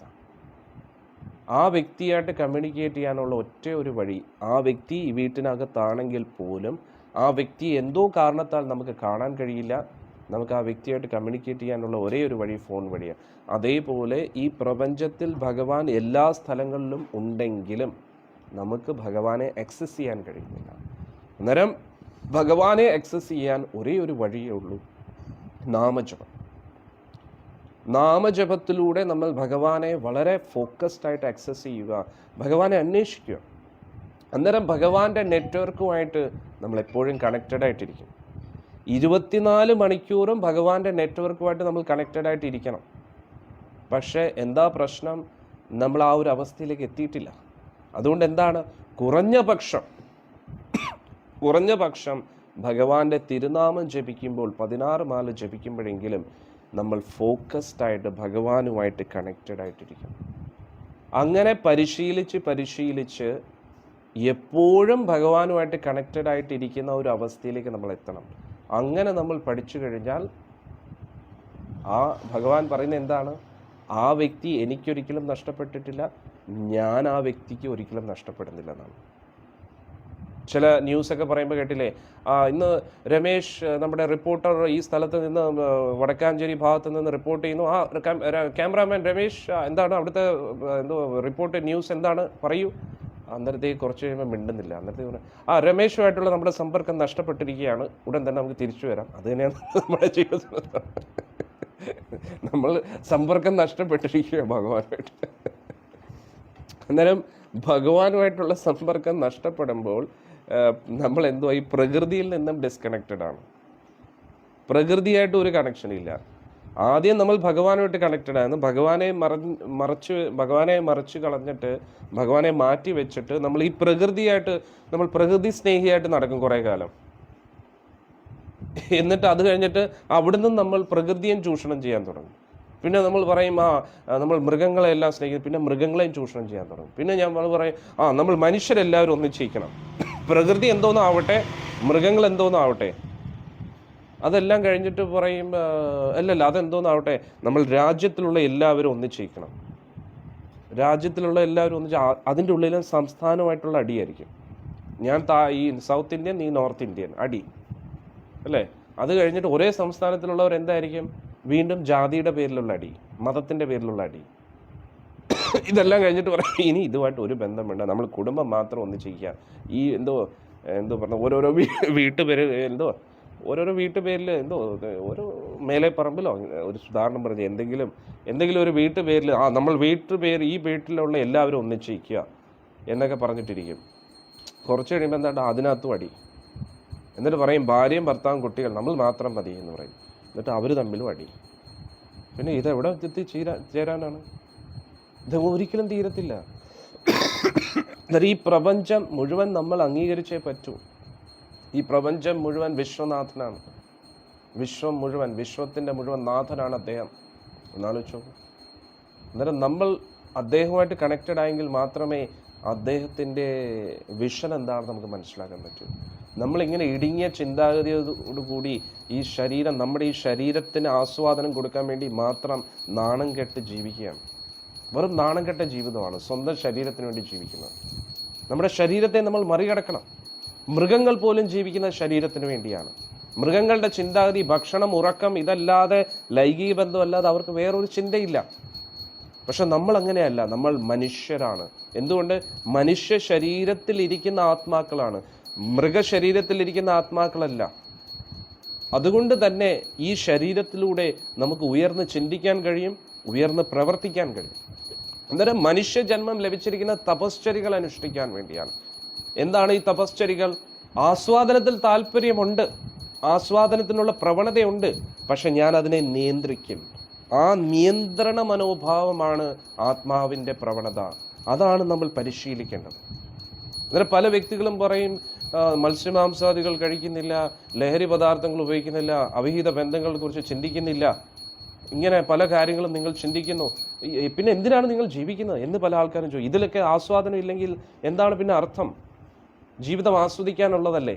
പക്ഷെ യഥാർത്ഥ ആസ്വാദനം നിയന്ത്രണത്തിലൂടെ മാത്രമേ ലഭിക്കൂ. വളരെ എളുപ്പത്തിലുള്ള ഒരു ഉദാഹരണം, കുട്ടികൾ നാളെ പരീക്ഷയാണ്, പഠിക്കാൻ താല്പര്യമില്ല, തീരെ താല്പര്യമില്ല. പക്ഷെ കുട്ടികൾ ആ ഒരു കളിക്കാനുള്ള ആ പ്രവണതയെ നിയന്ത്രിച്ച് പഠിക്കുകയാണെങ്കിൽ മുന്നോട്ട് എന്തായിരിക്കും? ആ മാർക്ക് ലഭിക്കുമ്പോൾ കൂടുതൽ ആസ്വാദനമല്ലേ. വളരെ എളുപ്പത്തിൽ ഉയർന്ന കോളേജുകളിൽ പഠിക്കാൻ പറ്റും, നല്ല ഉയർന്നൊരു ജോലി കിട്ടും.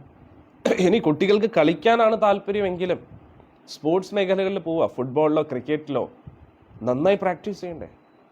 നല്ലൊരു ബാറ്റ്സ്മാൻ ആകണമെങ്കിൽ ഒരു 12 മണിക്കൂറെങ്കിലും വീണ്ടും ബാറ്റിംഗ് പ്രാക്ടീസ് ചെയ്യണ്ടേ. ഒരു ബോളർ ആകണമെങ്കിലും നന്നായി ബോളിംഗ് പ്രാക്ടീസ് ചെയ്യണ്ടേ. അല്ലാതെ ക്രിക്കറ്റിൽ ഇന്ത്യൻ ടീമിൽ സെലക്ഷൻ കിട്ടി എന്ന് പറഞ്ഞ് തിന്നും കുടിച്ചു വരുന്നാലും എന്താവും? ഔട്ട് ഓഫ് ഫോം ആവും, ഫോം നഷ്ടപ്പെടും. അന്നേരം ഏത് മേഖലയിലും നമുക്ക് പിടിച്ചു നിൽക്കണമെങ്കിൽ, ഫിലിം ഫീൽഡിലാണെങ്കിൽ പോലും എത്രയോ സിനിമാ നടന്മാർ വന്നും പോയി നിന്നു അല്ലേ. ഇപ്പോഴും വളരെ സീനിയറായിട്ട് കുറച്ച് നടന്മാർ നിൽക്കുന്നത് എന്തുകൊണ്ടാണ്? അവർ കുറേ റെസ്ട്രിക്ഷൻസ് ഫോളോ ചെയ്യുന്നുണ്ട്. ഭക്ഷണത്തിൻ്റെ കാര്യത്തിലാണെങ്കിലും ഉറക്കത്തിൻ്റെ കാര്യത്തിലാണെങ്കിലും ഒരുപാട് ചിട്ടവട്ടങ്ങൾ ഫോളോ ചെയ്യുന്നതുകൊണ്ടാണ് പല സീനിയർ നടന്മാരും ഇപ്പോഴും പിടിച്ചിരിക്കുന്നത്. വേറെ മറ്റ് ഇൻഡസ്ട്രിയിൽ പോലും ഓരോ നടന്മാർ ഇത്രയും കാലം ഒന്നും പിടിച്ചിരിക്കത്തില്ല നായകനായിട്ട്. അന്നേരം ഒരുപാട് റെസ്ട്രിക്ഷൻസ്, അവർക്ക് ഇഷ്ടപ്പെട്ട പല കാര്യങ്ങളോട് അവർ നോ പറയുന്നു. അന്നേരം അൺറെസ്ട്രിക്റ്റഡ് ആയിട്ട് ആർക്കും എൻജോയ് ചെയ്യാൻ കഴിയില്ല. കാരണം ഈ ശരീരം എൻജോയ് ചെയ്യാൻ വേണ്ടി ഉണ്ടാക്കിയതല്ല. ഈ ശരീരത്തെ ഉണ്ടാക്കിയിരിക്കുന്ന തപശ്ചര്യ ചെയ്യാൻ വേണ്ടിയാണ്. ആചാര്യന്മാർ പറയും കൂടുതലും രോഗം വരുന്നത് അമിത ഭക്ഷണം കൊണ്ടാണ്. ഭക്ഷണം കുറച്ച് കഴിഞ്ഞാൽ ആർക്കും രോഗമില്ലെന്നാണ് പറയുന്നത്. നമുക്ക് വലിയ അസുഖങ്ങളുണ്ടെങ്കിൽ ഒരു 2-3 ദിവസം പട്ടിണി കിടക്കുമ്പോൾ തന്നെ എല്ലാ രോഗവും മാറും. വളരെ തീവ്രമായിട്ട് ഏത് അസുഖം ഉണ്ടെങ്കിലും. അതാണ് നമ്മൾ വളരെ ഇമ്പോർട്ടൻ്റ് ആയിട്ടുള്ള ഒരു സയൻസാണ്. അതിനുള്ള നിയന്ത്രണം നമുക്ക് വേണം. ഇപ്പം നമുക്ക് ഉള്ളിൽ മനസ്സിൽ ആഗ്രഹം ഭക്ഷണത്തെക്കുറിച്ച് അതിതീവ്രമായിട്ടുണ്ട്, എന്നിട്ട് കഴിക്കാതിരിക്കുമ്പോൾ ആസിഡിറ്റി കയറും, അത് വേറെ കാര്യം. പക്ഷേ നമ്മുടെ ആ മനസ്സിനെയൊക്കെ നിയന്ത്രിച്ച് നമ്മൾ ശരീരത്തെ ഒന്ന് പിടിച്ചു നിർത്തുകയാണെങ്കിൽ അടിപൊളിയായിട്ട് ശരീരം വർക്ക് ചെയ്യും. ഞാൻ ഇത് പല പ്രാവശ്യം വൃദ്ധാവസ്ഥയിലേക്ക് പോകുന്നതിനനുസരിച്ച് കുറച്ച് ശരീരം, അതാണ് കുറച്ച് ഭക്ഷണം, അതാണ് ഏറ്റവും ഉത്തമം. അന്നേരം നമ്മുടെ ഈ ശരീരത്തെ ഉണ്ടാക്കിയിരിക്കുന്നത് ആസ്വാദനത്തിന് വേണ്ടിയല്ല, നിയന്ത്രണത്തിന് വേണ്ടിയാണ്. നിയന്ത്രണത്തിലൂടെ നമുക്ക് പൂർണ്ണ വലിയ നിയന്ത്രണത്തിനുള്ള ശക്തി ലഭിക്കും.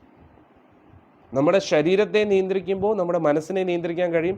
ശരീരത്തിനെയും മനസ്സിനെയും വാക്കിനെ നിയന്ത്രിക്കുമ്പോൾ നമുക്ക് ഈ ലോകത്തെ നിയന്ത്രിക്കാൻ കഴിയും. ഈ ലോകത്തിലുള്ള എല്ലാവരെയും നിയന്ത്രിക്കാൻ കഴിയും. നമ്മൾ ലോകം പിടിച്ചടക്കാൻ വേണ്ടി പോകേണ്ട ആവശ്യമില്ല.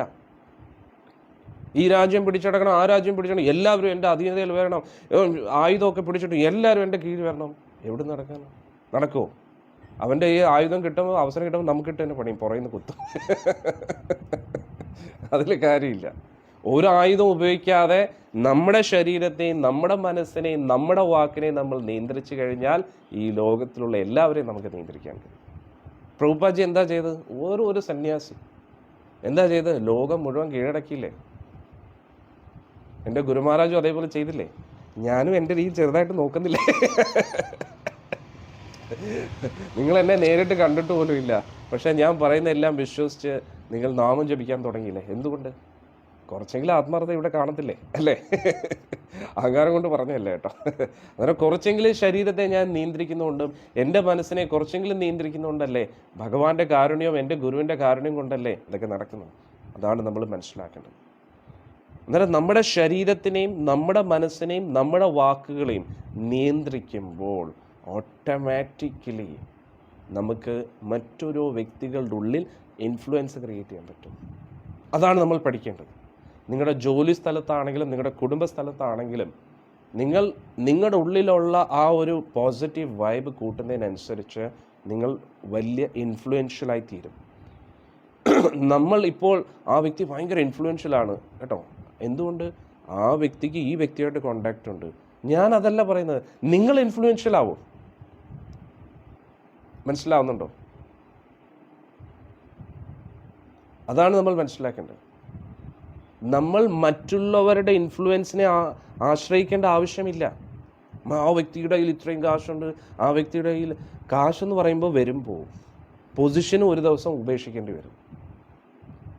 ലുക്കാണെങ്കിൽ അതും ഒരു ദിവസം പോവും. എല്ലാം പോവും. വലിയ സിനിമയിൽ വലിയ ഫേമസ് ആണ്, അവരും പോവും. പ്രധാനമന്ത്രിയാണ്, നാളെ തീരും. 5 വർഷം കഴിയുമ്പോൾ തീർന്നു. ഈ ലോകത്തിലുള്ള ഭൗതികമായിട്ടുള്ള എല്ലാ ഇൻഫ്ലുവൻസുകളും തീരും, പക്ഷെ ആത്മീയ ഇൻഫ്ലുവൻസ് ഒരിക്കലും തീരത്തില്ല. മോശപ്പെട്ട ഒരു ഉദാഹരണമാണ്, പക്ഷേ പെട്ടെന്ന് മനസ്സിലാകാൻ പറയും. ഈ കള്ള് പോലെയാണ്. കള്ള് പൊതുവെ പഴകുന്നതിനനുസരിച്ച് വീര്യം കൂടുന്നതാണ്. അതേപോലെ ആത്മീയ ഊർജം നമ്മൾ എത്രത്തോളം തപശ്ചര്യകൾ അനുഷ്ഠിക്കുന്നുണ്ടോ, എത്രത്തോളം പ്രായം കൂടുന്നോ, അതിനനുസരിച്ച് ആ തപോബലം ഇങ്ങനെ കൂടിക്കൊണ്ടേയിരിക്കും. തപശ്ചര്യകൾ അനുഷ്ഠിക്കുമ്പോൾ ലഭിക്കുന്ന ആ ഒരു സുഖം വേറൊന്നിനും ലഭിക്കത്തില്ല. അത് അഹങ്കരിക്കാനും പാടില്ല. അഹങ്കാരം വന്നു ഞാൻ തീർന്നു, എല്ലാം തീർന്നു. വലിയ സന്യാസിയാണെന്ന് പറഞ്ഞിരുന്നാൽ ധാം ധൂം, ഭഗവാൻ അടുത്തൊരു പണി. കാരണം ഇതിനൊക്കെ അപ്പുറത്തല്ലേ ഭഗവാൻ. പരമോന്നതനായിട്ടുള്ള ഭഗവാൻ ഒരു അഹങ്കാരം ഇല്ലാതെ നമുക്ക് വേണ്ടി ഇത്രയൊക്കെ ചെയ്യുന്നില്ലേ? അന്നേരം നമ്മൾ അവരുടെ ദാസനാണ്, ഭഗവാന്റെ ദാസനാണ്, ഭഗവാന്റെയും ഭക്തരുടെയും ദാസനാണ്. അന്നേരം തപശ്ചര്യകൾ അനുഷ്ഠിക്കുക, ശരീരത്തെ നിയന്ത്രിക്കുക. എങ്ങനെ ശരീരത്തെ നിയന്ത്രിക്കുന്നത്? ശുദ്ധമാക്കി വയ്ക്കുക. അശുദ്ധമായിട്ടുള്ള ഒരു കാര്യം ഈ ശരീരം വെച്ച് ചെയ്യും. മത്സ്യമാംസാദികൾ വർജിക്കുക, ലഹരി പദാർത്ഥങ്ങൾ വർജിക്കുക, അവൈധ ബന്ധങ്ങൾ ചെയ്യാൻ പാടില്ല, നാമം ജപിക്കുക, ഈ ശരീരം ഉപയോഗിച്ച് ഭഗവാന്റെ സേവനങ്ങൾ ചെയ്യുക, ഈ കണ്ണുകൊണ്ട് ഭഗവാനുമായിട്ട് ബന്ധപ്പെട്ട കാഴ്ചകൾ മാത്രം കാണുക, ഈ ചെവി ഉപയോഗിച്ച് ഭഗവാനെ കുറിച്ച് മാത്രം കേൾക്കാൻ നോക്കുക, മറ്റുള്ളവരുടെ തിന്മ കാണാതിരിക്കുക, നന്മ മാത്രം കാണാൻ ശ്രമിക്കുക, നല്ലത് മാത്രം കേൾക്കുക, നല്ലത് സംസാരിക്കുക. അന്നേരം ശരീരം ശുദ്ധമാവുകയാണ്. നമസ്കരിക്കുക ഭഗവാന്റെ മുമ്പിൽ, ഉന്നതരായിട്ടുള്ള വ്യക്തികളുടെ മുമ്പിൽ, സജ്ജനങ്ങളുടെ മുമ്പിൽ, സാധുജനങ്ങളുടെ മുമ്പിൽ നമസ്കരിക്കുക. ഇതെല്ലാം നമ്മുടെ ശരീരത്തെ ശുദ്ധമാക്കുന്നുള്ള. തീർത്ഥസ്ഥലങ്ങൾ സന്ദർശിക്കുക, തീർത്ഥത്തിൽ കുളിക്കുക. മനസ്സ് എപ്പോഴും ഭഗവത് ചിന്തകളിൽ ഇരിക്കുക, സച്ചിന്തകളിൽ ഇരിക്കുക. തെറ്റായിട്ടൊന്നും ചിന്തിക്കാതിരിക്കുക, നെഗറ്റീവായിട്ട് ഒന്നും ചിന്തിക്കരുത്. വാക്ക് എപ്പോഴും സത് വാക്കുകൾ ഉപയോഗിക്കുക, മറ്റുള്ളവരുടെ നന്മയ്ക്ക് വേണ്ടി സംസാരിക്കുക, ഭഗവാനെക്കുറിച്ച് സംസാരിക്കുക. ഒരിക്കലും ദ്രോഹം ഈ നാവ് കൊണ്ട് വരരുത്. എന്നിട്ട് ഈ ശരീരം, മനസ്സും വാക്ക് അങ്ങനെയാണ് നമ്മൾ നിയന്ത്രിക്കേണ്ടത്. ഇങ്ങനെ നിയന്ത്രിക്കുന്നത് ഇത് തന്നെയാണ് ഏറ്റവും വലിയ തപസ്യ. ഇത് ചെയ്ത് ശരീരത്തെ ഭഗവാന്റെ സേവനത്തിന് വേണ്ടി ഉപയോഗിക്കുക, നാവ് കൊണ്ട് ഭഗവാന്റെ നാമം ജപിക്കുക, മനസ്സുകൊണ്ട് ഭഗവാനെക്കുറിച്ച് ചിന്തിക്കുക. ഇത്രയേ ഉള്ളൂ. വളരെ സിമ്പിൾ അല്ലേ? നാവ് നിയന്ത്രിക്കുക, ഭക്ഷണം ഭഗവാന് നിവേദിച്ച ഭക്ഷണം മാത്രം കഴിക്കുക, അങ്ങനെ നമ്മൾ നമ്മളെ നിയന്ത്രിക്കുക. ഇങ്ങനെ നിയന്ത്രിക്കുമ്പോൾ തന്നെ നമ്മുടെ ആത്മാവിൻ്റെ ആ ബോധം ഇങ്ങനെ തിളങ്ങി തുടങ്ങും.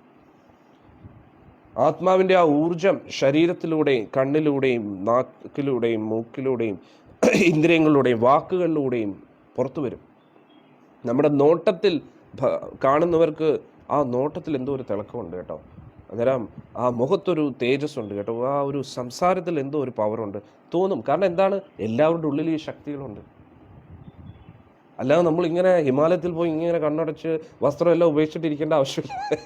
ഇവിടെ ഇരുന്നു കൊണ്ട് തന്നെ കുടുംബ ജീവിതത്തിൽ ഇരിക്കുമ്പോൾ തന്നെ അതൊരു വീട്ടമ്മയാണെങ്കിൽ പോലും, ഭർത്താവ് ജോലി തിരക്കുള്ള വ്യക്തിയാണെങ്കിലും, കുട്ടികളാണെങ്കിൽ പോലും, വൃദ്ധാവസ്ഥയിലെത്തിയിരുന്ന ആ വ്യക്തികളാണെങ്കിൽ പോലും, മരിക്കുന്നതിന് ഒരു ദിവസം മുമ്പേ ആണെങ്കിൽ പോലും ഈ സിദ്ധി ആർജിക്കാൻ കഴിയും. വളരെ എളുപ്പത്തിൽ ആർജിക്കാൻ പറ്റുന്ന സിദ്ധിയാണ്. നമ്മുടെ ശരീരത്തെയും മനസ്സിനെയും വാക്കിനെയും നിയന്ത്രിച്ചാൽ മതി. അവനെ പോലെ ഒരു സന്യാസി ഈ ലോകത്ത് വേറെയില്ല. കാവി ഇടേണ്ട ഒരാവശ്യമില്ല. ഈ കാവിയുടെ വില എത്ര? 150 രൂപയുള്ളൂ. ആർക്കും മേടിച്ചിടാം. മനസ്സിലായില്ലേ? മനസ്സിലായില്ലേ? അതുകൊണ്ട് ഈ കാവി ഇടുന്നതിലല്ല കാര്യം, ഉള്ളിൽ നമ്മൾ നമ്മളെ നിയന്ത്രിക്കുക. ആ നിയന്ത്രിക്കുന്ന വ്യക്തി അടിപൊളിയായിരിക്കും. നമുക്ക് എല്ലാ കാര്യത്തിലും വിജയിക്കാൻ പറ്റും. ഒരു നല്ലൊരു വീട്ടമ്മയാകാൻ പറ്റും, നല്ലൊരു ഭർത്താവാകാൻ പറ്റും, നല്ല മക്കളാകാൻ പറ്റും, നല്ല ഓഫീസ് കാര്യത്തിൽ എല്ലാത്തിലും നമുക്ക് വിജയിക്കാൻ കഴിയും. നമ്മുടെ ശരീരത്തിനെയും മനസ്സിനെയും വാക്കിനെയും നിയന്ത്രിച്ചാൽ മാത്രം മതി. ഒരു ചിട്ടവട്ടങ്ങൾ, കൃത്യനിഷ്ഠത ഈ ശരീരത്തിലും മനസ്സിനും വാക്കുകൾക്കും കൊടുക്കണം. അന്നേരം നമ്മുടെ ആ പെർഫെക്ഷനിലേക്ക് നമ്മൾ എത്തും. നമ്മൾ നമ്മുടെ ആത്മാവിനെ തിരിച്ചറിഞ്ഞു തുടങ്ങും. എന്നിട്ട് ജപവും കൂടെ ആകുമ്പോൾ പിന്നെ അടിപൊളിയായി. ശരീരവും മനസ്സും വാക്കും നിയന്ത്രിക്കുന്നു, ഒപ്പം തന്നെ ഭഗവാന്റെ തിരുനാമ ജപവും കൂടെ ആകുമ്പോൾ പിന്നെ നമ്മൾ വേറൊരു ലെവലിലേക്കാണ്. കാണുമ്പോൾ എന്താ, സാധാരണ ഒരു കുടുംബസ്ത്രീ ആയിരിക്കും, അല്ലെങ്കിൽ ഒരു ഗൃഹസ്ഥനായിരിക്കും. പക്ഷെ അങ്ങനെയല്ല, അവരുടെ ബോധം പരമോന്നതമായിരിക്കും. അല്ലാതെ ചുമ്മാ കാവി ഇട്ടിട്ട് വെറും ഇടുങ്ങിയ ചിന്താഗതി വെച്ചുകൊണ്ടിരുന്ന എന്താ പ്രയോജനം? തിന്നുന്നതിനെയും കുടിക്കുന്നതിനെയും കുറിച്ചും ചിന്തിച്ചുകൊണ്ടിരുന്നാൽ പിന്നെ എന്തിനാണ് ഈ കാവ്യൊക്കെ ഇട്ടത്? എന്തെങ്കിലും അർത്ഥമുണ്ടോ? അതിനെക്കാട്ടി നല്ല കുടുംബമായിട്ട് ജീവിക്കുന്നതല്ലേ. കാവ്യൊക്കെ ഇട്ടിട്ടും ഒരു എന്ത് പറയാ, ലൈംഗിക ആസക്തി പോയില്ല.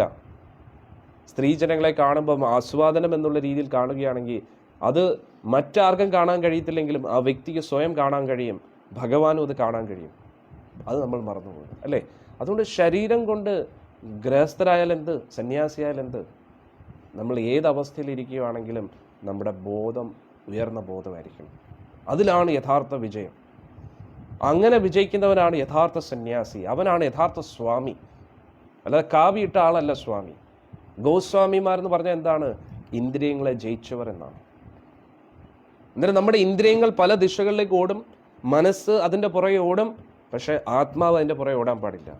ആത്മാവ് നിയന്ത്രിക്കുക. വേണ്ട, നിൽക്കൂ, അങ്ങോട്ട് പോകരുത്, തെറ്റാണ്, മനസ്സിലാക്കൂ. കാണാൻ പാടില്ലാത്തത് കാണരുത്, കേൾക്കാൻ പാടില്ലാത്തത് കേൾക്കരുത്, സംസാരിക്കാൻ പാടില്ലാത്തത് സംസാരിക്കരുത്, പ്രവർത്തിക്കാൻ പാടില്ലാത്തത് പ്രവർത്തിക്കരുത്. ഇങ്ങനെ നമ്മൾ നമ്മളെ നിയന്ത്രിക്കുക. കുറച്ചെങ്കിലും നിയന്ത്രണം മതി. 100% നിയന്ത്രണമെങ്കിലും കുറച്ചെങ്കിലും നമ്മൾ നിയന്ത്രിക്കുമ്പോൾ തന്നെ നമുക്കൊരു ഊർജം ലഭിക്കുന്നതായിട്ട് മനസ്സിലാക്കാൻ പറ്റും.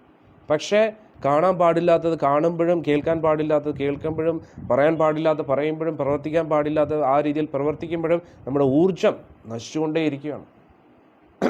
നമ്മുടെ ബോധം മലിനമായിക്കൊണ്ടേയിരിക്കുന്നു. പ്രത്യേകിച്ച് അങ്ങനെ നിയന്ത്രണ മനോഭാവം ഇല്ലാതെ അഴിഞ്ഞാട്ടം എന്ന് പറയത്തില്ലേ, അഴിഞ്ഞാടിക്കൊണ്ടിരിക്കുന്ന വ്യക്തികളുമായിട്ട് സമ്പർക്കം പുലർത്തുമ്പോൾ അസത് സംഘം, അതിലൂടെ നമ്മളും അങ്ങനെ അങ്ങായിത്തീരും. ഓട്ടോമാറ്റിക്കലി നമ്മൾ ആരുമായിട്ട് ഇടപെടുന്നോ നമ്മൾ അങ്ങനെയായിത്തീരും. അതുകൊണ്ടാണ് അസത് സംഘം ത്യാഗാത്, അസത്തുക്കളുമായിട്ടുള്ള സംഘം ത്യജിക്കുക എന്നാണ്. അതിൻ്റെ അർത്ഥം എന്താ? കൂടുതൽ ഇടപെടലുകൾ വേണ്ട. അവരുടെ കൂട്ടത്തിലിരുന്ന് ഭക്ഷണം കഴിക്കരുത്, അവരുടെ കൂട്ടത്തിലിരുന്ന് ഇങ്ങനെ കുറേ നേരം സംസാരിക്കരുത്. എനർജി ട്രാൻസ്ഫർ നടക്കും. മനസ്സിലാവുന്നുണ്ടല്ലോ? അതുകൊണ്ട് എത്രത്തോളം സമ്പർക്കം അവരിൽ നിന്ന് അവോയ്ഡ് ചെയ്യുക, അതാണ് അത്രയും നല്ലത്. അതിൻ്റെ അർത്ഥം നമ്മൾ പറയാം, സ്വാമിജി നമ്മൾ വലിയ ഭക്തരാണ്, നമ്മുടെ വീട്ടിലാരും ഭക്തരല്ല, ഇനി അവരുടെ കൂട്ടത്തിരുന്ന് ഭക്ഷണം കഴിയുന്നത്, അങ്ങനെയല്ല ഞാൻ ഉദ്ദേശിച്ചത്. പുറത്തുള്ളവരെയാണ് ഞാൻ ഉദ്ദേശിച്ചിരിക്കുന്നത്. കാര്യം എന്തൊക്കെ പറഞ്ഞാൽ നമ്മുടെ വീട്ടിലുള്ള നമ്മുടെ ആൾക്കാരല്ലേ. അന്നേരം നമ്മുടെ ജപം കൊണ്ടും തപശ്ചര്യകൾ കൊണ്ടും പെരുമാറ്റം കൊണ്ടും നമ്മുടെ കൂട്ടത്തിലുള്ളവർ പെരുമാറ്റത്തിലൂടെ ആയിരിക്കും അവർ ഭക്തരാകുന്നത്. അല്ലാതെ നമ്മളിങ്ങനെ തപശ്ചര്യകളൊക്കെ ചെയ്യും, നമ്മൾ വലിയ സ്വാമിമാരെന്ന് പറഞ്ഞിരിക്കുന്നു, പക്ഷേ നമ്മുടെ കൂട്ടത്തിലുള്ള ആരെയും നമ്മൾ തിരിഞ്ഞു പോലും നോക്കുന്നില്ല, ബഹുമാനിക്കുന്നില്ല, ഒരു ചിരി പോലും ഇല്ല. എങ്കിൽ പിന്നെ എന്താണ് ഈ തപശ്ചര്യകൾ കൊണ്ട് എന്താ പറയുക? നമ്മുടെ അഹങ്കാരം കൂട്ടും, അത്രയേ ഉള്ളൂ.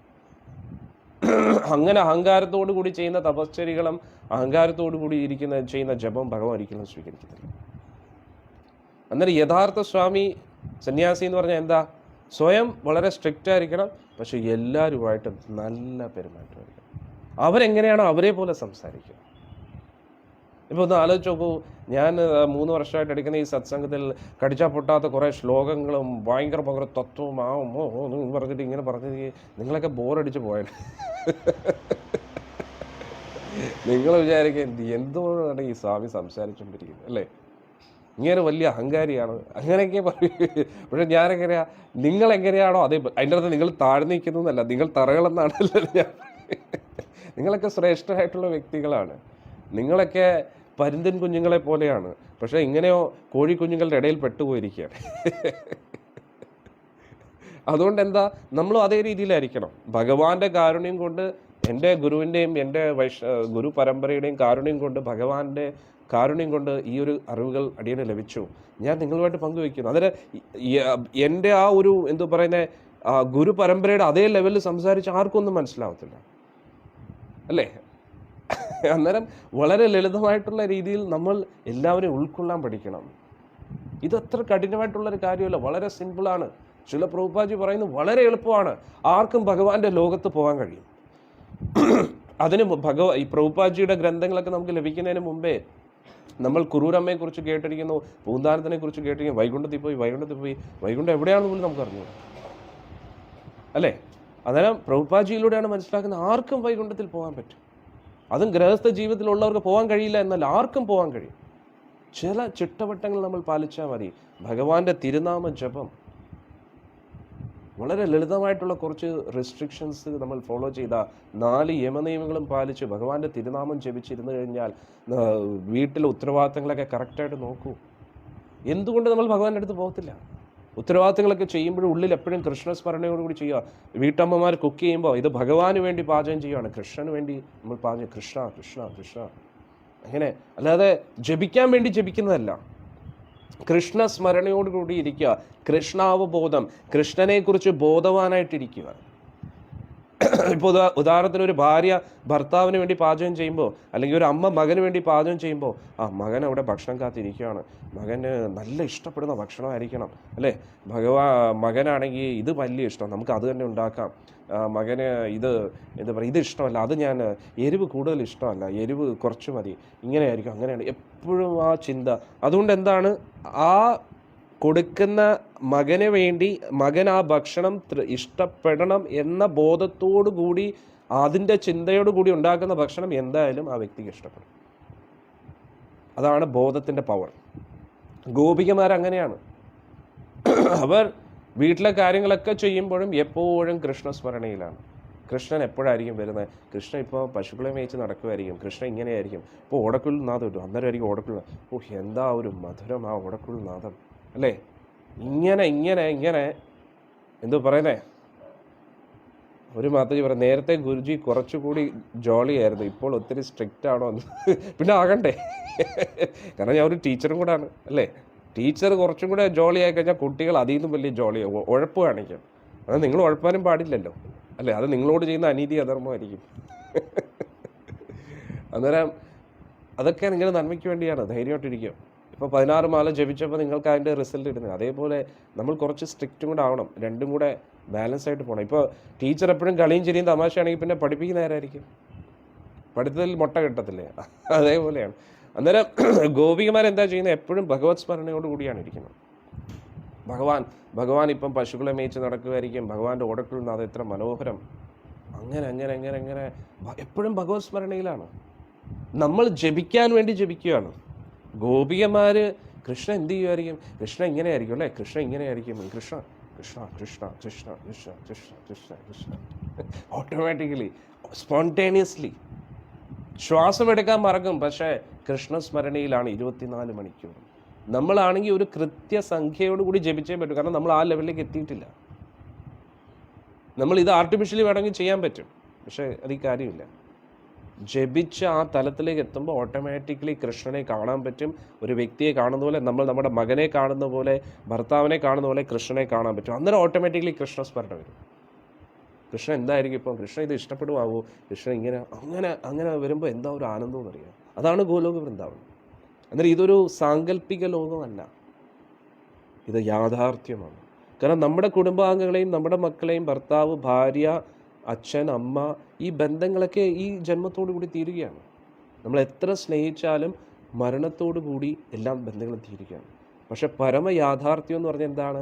എല്ലാ ജന്മത്തിലും നമുക്ക് ഭഗവാനുമായിട്ടൊരു ബന്ധം, നിത്യശാശ്വത ബന്ധം. ആ ബന്ധത്തെ തിരിച്ചറിയുക, ആ ബന്ധത്തെ വീണ്ടും റിവൈവ് ചെയ്യുക. ഇപ്പോൾ ആ ബന്ധം നഷ്ടപ്പെട്ടിരിക്കുകയാണ്.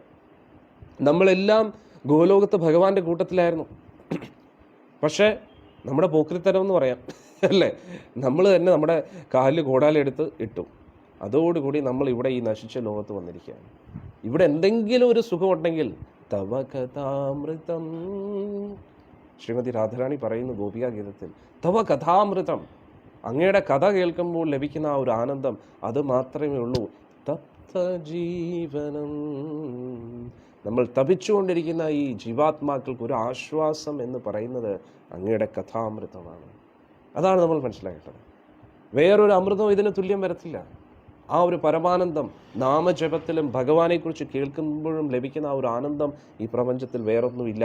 അതിലാണ് യഥാർത്ഥ ആനന്ദം എന്ന് നമ്മൾ മനസ്സിലാക്കി. അന്നേരം ഇവിടെയുള്ള ഉത്തരവാദിത്തങ്ങളൊക്കെ ചെയ്യുമ്പോൾ തന്നെ ഭഗവാന്റെ ലീലകൾ കേട്ട് ഭഗവാനെക്കുറിച്ച് ബോധവാനായിട്ട് മരണം വരുമ്പോൾ ഒറ്റ പോക്ക് ഭഗവാന്റെ ലോകത്തേക്ക്. അത്രയേ ഉള്ളൂ, വളരെ എളുപ്പമാണ്. എവിടെ ഇരുന്നാലും, വൃന്ദാവനത്തിൽ പോകണമെന്ന് തന്നെ നിർബന്ധമില്ല.